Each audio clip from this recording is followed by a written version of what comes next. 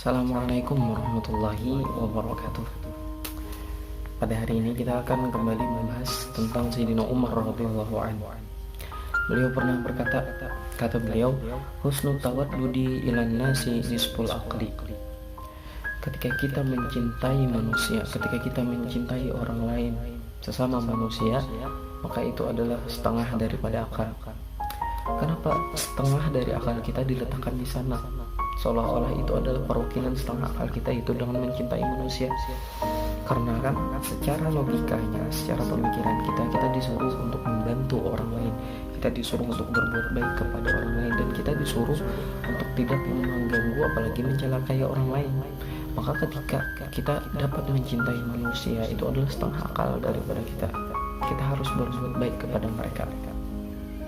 Bahkan ada hadis yang diriwayatkan oleh Sayyidina Jabir bin Abdullah bahwasanya Nabi Muhammad SAW itu bersabda, mudaratun nasi sadaqah. Apa yang dimaksud dengan mudarah? Mudarah di sini artinya adalah mulatafatun nasi bil qawli wal fi'li yusabu alaihi sadaqah.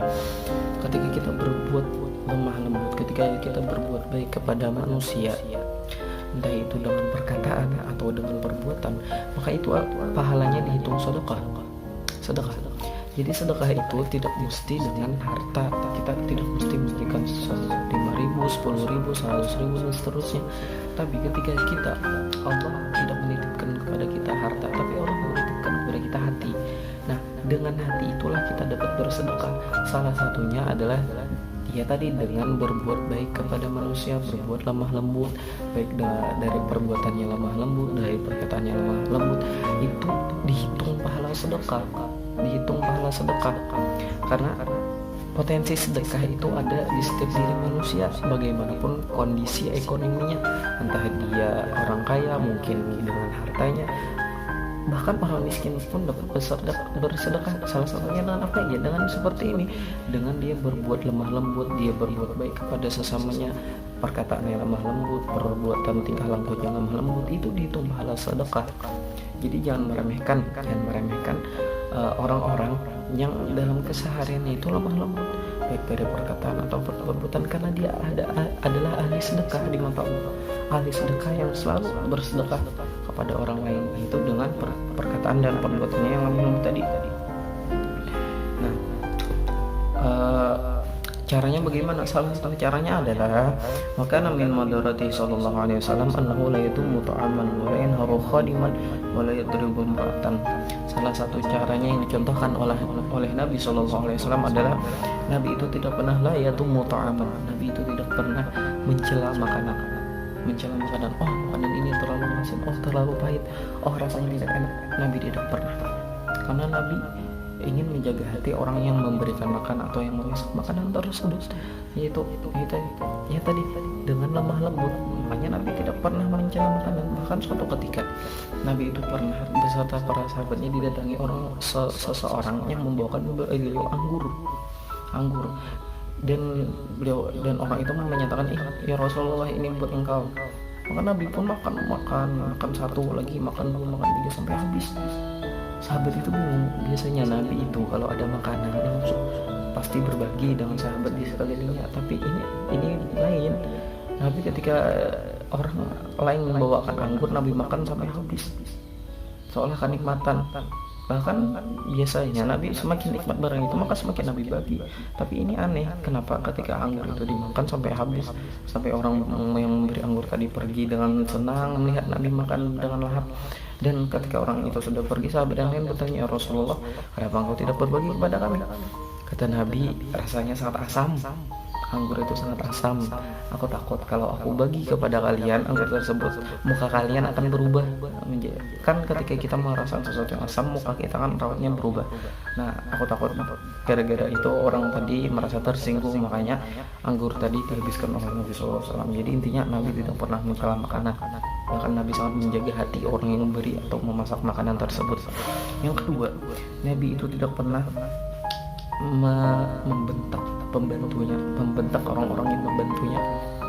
Salah satu khadam beliau Sayyidina Anas Sayyidina Anas itu adalah orang yang menyiapkan sendal Nabi. Bahkan suatu ketika Sayyidina Anas ketika dia masih belia, masih ya anak-anak biasa, dari saat itu sudah menjadi khadam Nabi. Nah, suatu ketika Nabi menyuruh Sayyidina Anas untuk membeli sesuatu. Dan ketika di tengah perjalanan Sayyidina Anas ini, karena dia masih kanak-kanak, dia melihat teman-temannya bermain, dia ikut bermain. Dia lupa bahwasanya Nabi SAW menyuruhnya, dan dia bermain sampai Nabi ini terlalu lama menunggu. Nabi sendiri yang mencari Sayyidina Anas, menemukan Sayyidina Anas ini bermain. Apakah Nabi marah? Tidak. Nabi langsung menutup mata Sayyidina Anas seperti ini di kedua belah tangan. Sayyidina Anas langsung sadar, oh ini tangan Rasulullah SAW, dan betul saja itu adalah Rasulullah SAW. Dan Nabi pun tersenyum melihat tingkah laku Sayyidina Anas, dan Sayyidina Anas baru sadar bahwasanya beliau disuruh oleh Nabi SAW untuk membeli sesuatu. Tapi dia tidak pernah mencela, walaupun ada mungkin hal-hal yang di mata manusia bisa itu mengecewakan daripada pembantu-pembantunya atau khadam-khadamnya. Nabi tidak pernah mencela. Dan selanjutnya adalah wala yadribu imra'atan. Nabi tidak pernah memukul wanita, tidak pernah memukul, selalu menasihati apabila ada kesalahan-kesalahan, tapi tidak pernah memukul, karena Nabi sangat sayang kepada orang-orangnya. Itu adalah contoh-contoh berbuat lemah lembut yang dicontohkan oleh Nabi, walaupun masih banyak lagi. Wal midarah hiya tarku dunya li ajli din aksul mudahana. Nah, yang dimaksud mudarah di sini pada intinya adalah ketika seseorang itu meninggalkan perkara dunia demi agamanya, demi agama menyuruh lemah lembut, walaupun di perkara dunianya orang ini salah, tapi agama tetap menyuruh lemah lembut, maka dia tetap melaksanakan lemah lembut demi agamanya. Wa husnul su'alil ulama nisful ilmi li'anna al-ilma yahsulu bihi. Kata Sayyidina Umar, ketika kita baik dalam bertanya untuk perkara suatu ilmu yang kita tidak paham dan bertanya kepada ulama, itu adalah nisful ilmi, setengah daripada ilmu. Karena ilmu itu tidak dapat dihasilkan kalau kita tidak bertanya-tanya. Kalau tidak paham harus ditanyakan. Nah, ketika kita bertanya, walaupun jawabannya mungkin tidak sesuai, mungkin kita belum menemukan jawabannya, tetap saja itu adalah nisful ilmi, setengah daripada ilmu. Dan insya Allah suatu saat akan kita temukan jawabannya. Dan ketika kita sudah bertanya, itu adalah setengah daripada ilmu sudah kita dapatkan, tinggal mencari yang setengahnya lagi. Ya, jadi gitu. Ketika kita ingin menjadi penuntut ilmu yang benar-benar menuntut ilmu, maka banyak-banyaklah bertanya untuk mendapatkan setengah ilmu dulu. Jangan hanya menunggu kita tuh diberi ilmu, diberi, tapi usahakan yang bertanya ketika kita tidak tahu, supaya kita sudah mendapatkan warisan Rasulullah SAW itu berupa ilmu.